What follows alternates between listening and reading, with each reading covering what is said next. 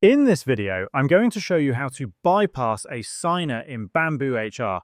Start by logging into your BambooHR account.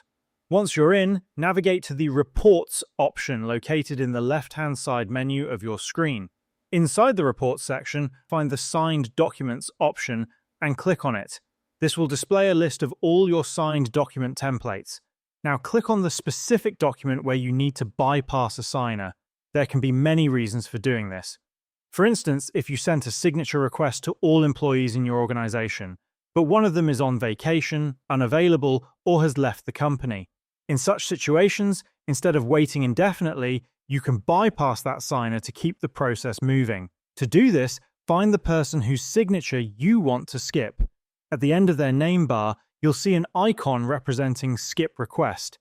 Click on that icon, which essentially bypasses that person's signature. A confirmation window will appear asking if you want to skip the signature request for this individual. Click on Yes, Skip Request. Once confirmed, the status for that signer will automatically be marked as completed, meaning the workflow will continue as if that person had signed. And that's how you can bypass a signer in BambooHR.